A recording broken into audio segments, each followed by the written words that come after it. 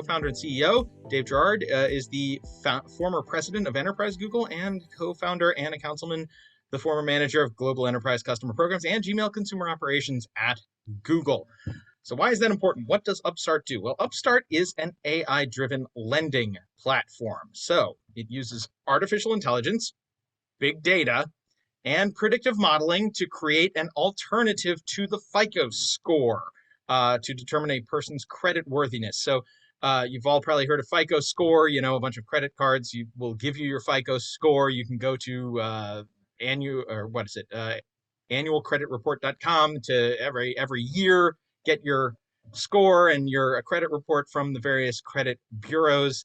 It's sort of like a one-shot snapshot at determining how likely you are to default on a loan or on credit or that is extended to you.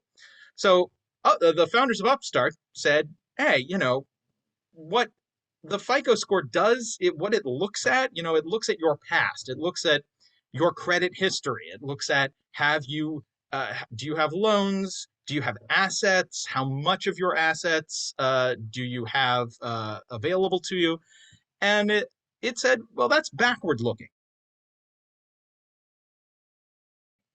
And for people who don't have a significant credit history, or for people who maybe have whose circumstances have changed and they are looking to get a loan, the FICO score may not be a good predictor of whether they are likely to default or not. So it developed this algorithm that is AI driven to approve these loans. And what it does is you go to Upstart, you go to their app, you fill out basically the loan application. It uses its predictive modeling and its AI to sort of determine your credit worthiness, and then it does not do the lending itself. It goes to third-party banks and financial institutions to actually extend you the credit.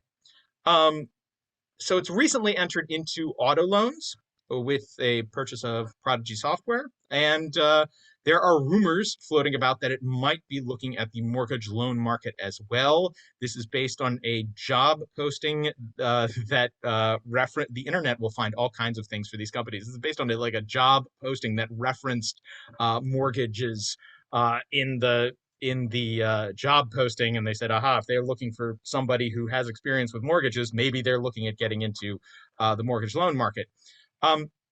And CEO Dave Gerard has also expressed an interest in disrupting the payday lending industry, which, as we know, is essentially designed.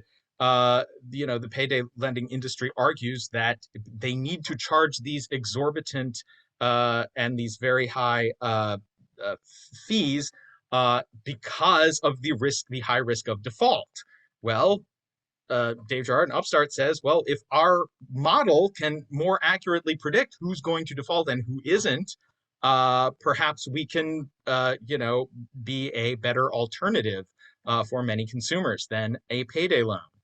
And that brings up the question of bias. So the trick with artificial intelligence is quite often it's looking for the best efficiency or the most mathematically perfect number or outcome.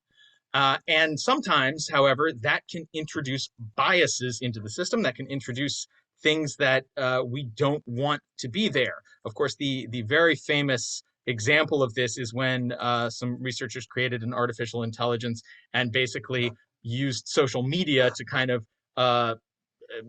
allow it to examine how people talked. The algorithm picked up all kinds of objectionable content and started spewing it out because because of the sort of flawed input, and had to be shut down and reconfigured to work that out.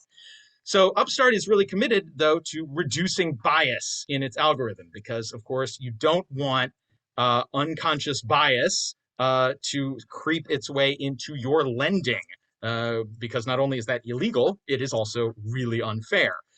So Upstart has actually been working with the Consumer Financial Protection Bureau, the government agency that is responsible for policing this, and they have a no action letter, which is essentially the CFPB's way of saying, yeah, we've been monitoring this AI, and we're satisfied that it doesn't actually introduce any unlawful bias into the lending process. So again, a very niche product, a very niche industry, but a really good example of how AI and using big data and using machine learning and predictive modeling can really disrupt many different industries.